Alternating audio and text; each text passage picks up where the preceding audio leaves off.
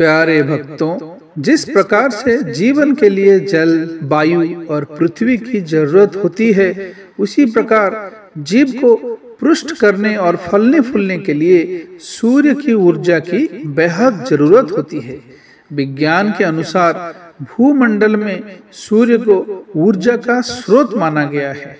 अगर धर्म शास्त्रों को माने तो सूर्य को सृष्टि का देवता माना गया है। आज हम आपको सूर्य देव की ऐसी एक मंत्र का ज्ञान कराएंगे जिसको 108 बार जाप करने से या सुनने से जातक का जीवन सुख संपन्नता से भर जाता है। यही नहीं, हर जगह उसकी प्रयासों को सफलता मिलती है, कभी भी निराशा नहीं होनी पड़ती। इसीलिए कहा जाता है कि अगर हम केवल सूर्य देव की ही पूजा कर लें तो जातक पर सभी ग्रह कृपा करने लग जाते हैं। परंतु प्यारे भक्तों, एक बात का हमेशा ध्यान रखिएगा, इस गायत्री मंत्र को कभी भी आधा अधूरा नहीं सुनना है या फिर आधा अधूरा जाप नहीं करना है। मंत्र का पूरा जाप करने से अथवा पूरा सुनने से ही इसका पूरा फल आपको मिलता है। अगर किसी कारण के चलते आप मंत्र का पूरा जाप नहीं कर सकते तो अपने काम करने के साथ साथ मोबाइल में इस वीडियो को चलाकर छोड़ दीजिए और पूरा 108 बार इस मंत्र को सुनिए। तो चलिए सुनते हैं सूर्य देव के ये शक्तिशाली गायत्री मंत्र। ओम भास्कराय विद्महे दिवाकराय धीमहि तनो सूर्यः प्रचोदयात्। ओम भास्कराय विद्महे दिवाकराय धीमहि तनो सूर्यः प्रचोदयात्। ओम भास्कराय विद्महे दिवाकराय धीमहि तनो सूर्यः प्रचोदयात्। ओम भास्कराय विद्महे दिवाकराय धीमहि तनो सूर्यः प्रचोदयात्। ओम भास्कराय विद्महे दिवाकराय धीमहि तनो सूर्यः प्रचोदयात्। ओम भास्कराय विद्महे दिवाकराय धीमहि तनो सूर्यः प्रचोदयात्। ओम भास्कराय विद्महे दिवाकराय धीमहि तनो सूर्यः प्रचोदयात्। ओम भास्कराय विद्महे दिवाकराय धीमहि तनो सूर्यः प्रचोदयात्। ओम भास्कराय विद्महे दिवाकराय धीमहि तनो सूर्यः प्रचोदयात्।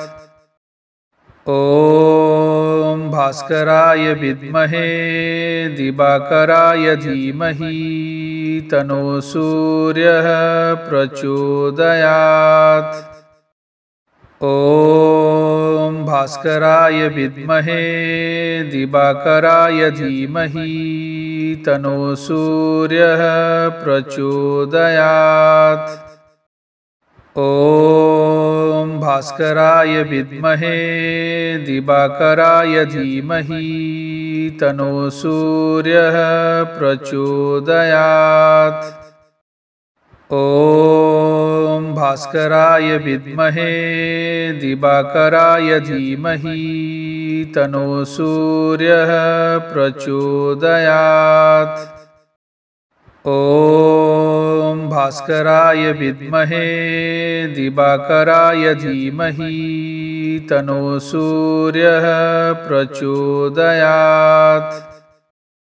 ओम भास्कराय विद्महे दिवाकराय धीमहि तनो सूर्यः प्रचोदयात्। ॐ भास्कराय विद्महे दिवाकराय धीमहि तनो सूर्यः प्रचोदयात्। ॐ भास्कराय विद्महे दिवाकराय धीमहि तनो सूर्यः प्रचोदयात्। ॐ भास्कराय विद्महे दिवाकराय धीमहि तनो सूर्यः प्रचोदयात्।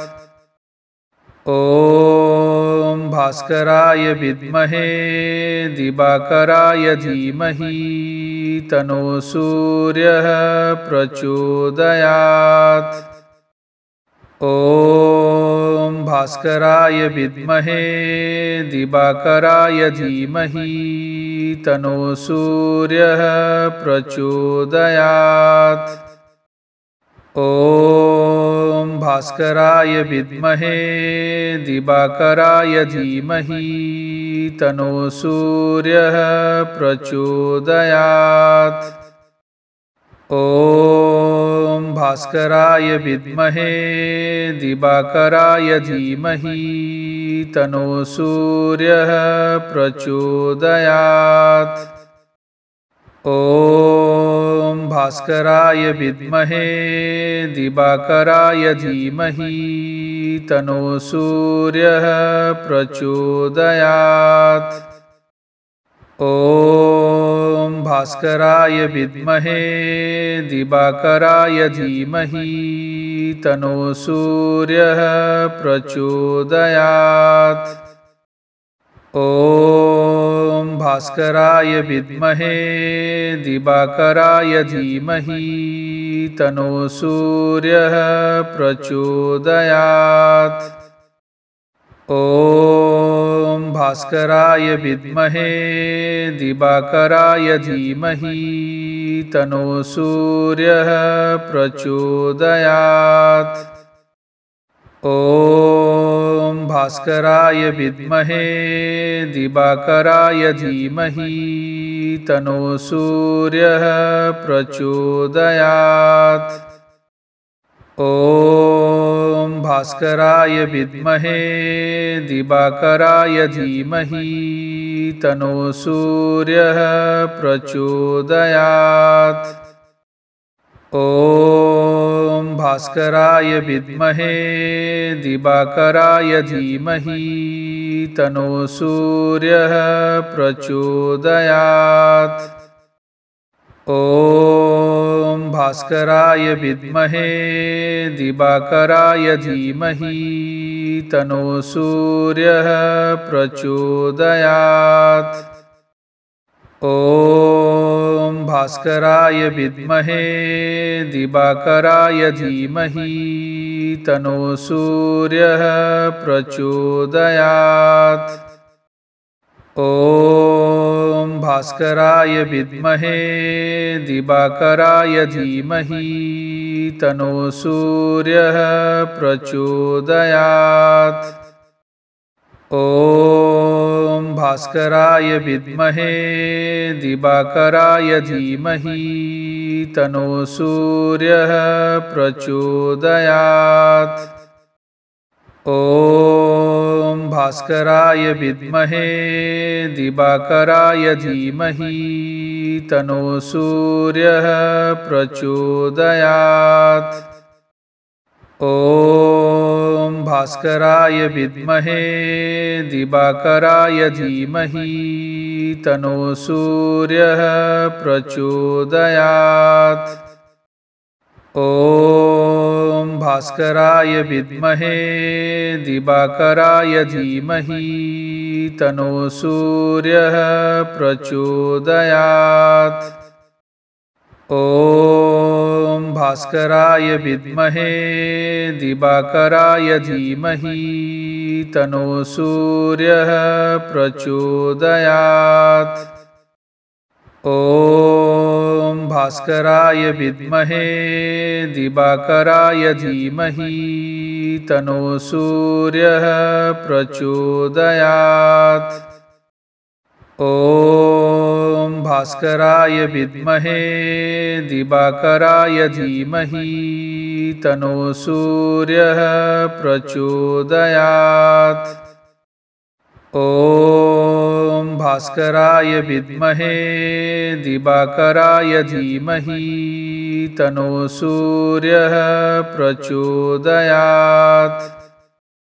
ॐ भास्कराय विद्महे दिवाकराय धीमहि तनो सूर्यः प्रचोदयात्। ॐ भास्कराय विद्महे दिवाकराय धीमहि तनो सूर्यः प्रचोदयात्। ॐ भास्कराय विद्महे दिवाकराय धीमहि तनो सूर्यः प्रचोदयात्। ॐ भास्कराय विद्महे दिवाकराय धीमहि तनो सूर्यः प्रचोदयात्। ॐ भास्कराय विद्महे दिवाकराय धीमहि तनो सूर्यः प्रचोदयात्। ॐ भास्कराय विद्महे दिवाकराय धीमहि तनो सूर्यः प्रचोदयात्। ॐ भास्कराय विद्महे दिवाकराय धीमहि तनो सूर्यः प्रचोदयात्। ॐ भास्कराय विद्महे दिवाकराय धीमहि तनो सूर्यः प्रचोदयात्। ॐ भास्कराय विद्महे दिवाकराय धीमहि तनो सूर्यः प्रचोदयात्। ॐ भास्कराय विद्महे दिवाकराय धीमहि तनो सूर्यः प्रचोदयात्।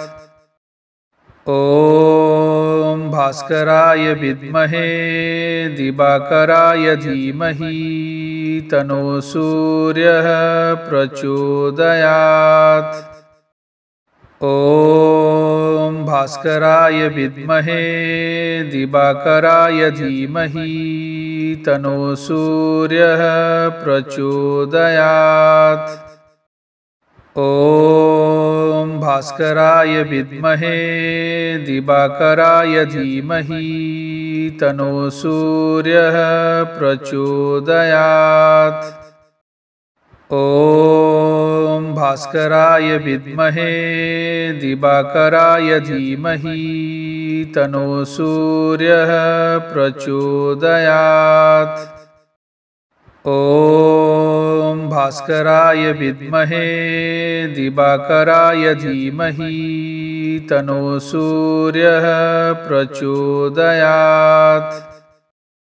ॐ भास्कराय विद्महे दिवाकराय धीमहि तनो सूर्यः प्रचोदयात्। ॐ भास्कराय विद्महे दिवाकराय धीमहि तनो सूर्यः प्रचोदयात्। ॐ भास्कराय विद्महे दिवाकराय धीमहि तनो सूर्यः प्रचोदयात्। ॐ भास्कराय विद्महे दिवाकराय धीमहि तनो सूर्यः प्रचोदयात्। ॐ भास्कराय विद्महे दिवाकराय धीमहि तनो सूर्यः प्रचोदयात्। ॐ भास्कराय विद्महे दिवाकराय धीमहि तनो सूर्यः प्रचोदयात्। ॐ भास्कराय विद्महे दिवाकराय धीमहि तनो सूर्यः प्रचोदयात्। ॐ भास्कराय विद्महे दिवाकराय धीमहि तनो सूर्यः प्रचोदयात्। ॐ भास्कराय विद्महे दिवाकराय धीमहि तनो सूर्यः प्रचोदयात्। ॐ भास्कराय विद्महे दिवाकराय धीमहि तनो सूर्यः प्रचोदयात्। ॐ भास्कराय विद्महे दिवाकराय धीमहि तनो सूर्यः प्रचोदयात्। ॐ भास्कराय विद्महे दिवाकराय धीमहि तनो सूर्यः प्रचोदयात्। ॐ भास्कराय विद्महे दिवाकराय धीमहि तनो सूर्यः प्रचोदयात्। ॐ भास्कराय विद्महे दिवाकराय धीमहि तनो सूर्यः प्रचोदयात्। ॐ भास्कराय विद्महे दिवाकराय धीमहि तनो सूर्यः प्रचोदयात्। ॐ भास्कराय विद्महे दिवाकराय धीमहि तनो सूर्यः प्रचोदयात्। ॐ भास्कराय विद्महे दिवाकराय धीमहि तनो सूर्यः प्रचोदयात्। ॐ भास्कराय विद्महे दिवाकराय धीमहि तनो सूर्यः प्रचोदयात्। ॐ भास्कराय विद्महे दिवाकराय धीमहि तनो सूर्यः प्रचोदयात्। ॐ भास्कराय विद्महे दिवाकराय धीमहि तनो सूर्यः प्रचोदयात्। ॐ भास्कराय विद्महे दिवाकराय धीमहि तनो सूर्यः प्रचोदयात्। ॐ भास्कराय विद्महे दिवाकराय धीमहि तनो सूर्यः प्रचोदयात्। ॐ भास्कराय विद्महे दिवाकराय धीमहि तनो सूर्यः प्रचोदयात्। ॐ भास्कराय विद्महे दिवाकराय धीमहि तनो सूर्यः प्रचोदयात्।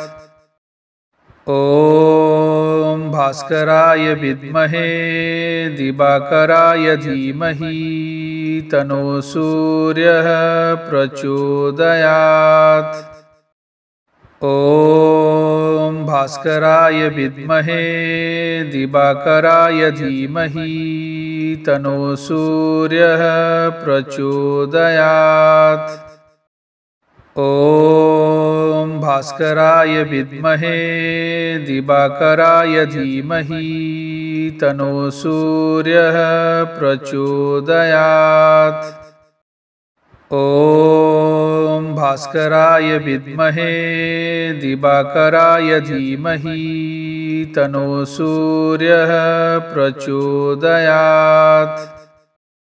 ॐ भास्कराय विद्महे दिवाकराय धीमहि तनो सूर्यः प्रचोदयात्। ॐ भास्कराय विद्महे दिवाकराय धीमहि तनो सूर्यः प्रचोदयात्। ॐ भास्कराय विद्महे दिवाकराय धीमहि तनो सूर्यः प्रचोदयात्। ॐ भास्कराय विद्महे दिवाकराय धीमहि तनो सूर्यः प्रचोदयात्। ॐ भास्कराय विद्महे दिवाकराय धीमहि तनो सूर्यः प्रचोदयात्। ॐ भास्कराय विद्महे दिवाकराय धीमहि तनो सूर्यः प्रचोदयात्। ॐ भास्कराय विद्महे दिवाकराय धीमहि तनो सूर्यः प्रचोदयात्। ॐ भास्कराय विद्महे दिवाकराय धीमहि तनो सूर्यः प्रचोदयात्। ॐ भास्कराय विद्महे दिवाकराय धीमहि तनो सूर्यः प्रचोदयात्। ॐ भास्कराय विद्महे दिवाकराय धीमहि तनो सूर्यः प्रचोदयात्। ॐ भास्कराय विद्महे दिवाकराय धीमहि तनो सूर्यः प्रचोदयात्। ॐ भास्कराय विद्महे दिवाकराय धीमहि तनो सूर्यः प्रचोदयात्। ॐ भास्कराय विद्महे दिवाकराय धीमहि तनो सूर्यः प्रचोदयात्। ॐ भास्कराय विद्महे दिवाकराय धीमहि तनो सूर्यः प्रचोदयात्। ॐ भास्कराय विद्महे दिवाकराय धीमहि तनो सूर्यः प्रचोदयात्। ॐ भास्कराय विद्महे दिवाकराय धीमहि तनो सूर्यः प्रचोदयात्। ॐ भास्कराय विद्महे दिवाकराय धीमहि तनो सूर्यः प्रचोदयात्। ॐ भास्कराय विद्महे दिवाकराय धीमहि तनो सूर्यः प्रचोदयात्।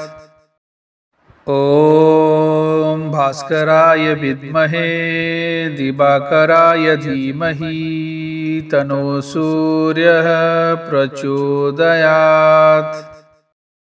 ॐ भास्कराय विद्महे दिवाकराय धीमहि तनो सूर्यः प्रचोदयात्। ॐ भास्कराय विद्महे दिवाकराय धीमहि तनो सूर्यः प्रचोदयात्। ॐ भास्कराय विद्महे दिवाकराय धीमहि तनो सूर्यः प्रचोदयात्। ॐ भास्कराय विद्महे दिवाकराय धीमहि तनो सूर्यः प्रचोदयात्। ॐ भास्कराय विद्महे दिवाकराय धीमहि तनो सूर्यः प्रचोदयात्। ॐ भास्कराय विद्महे दिवाकराय धीमहि तनो सूर्यः प्रचोदयात्।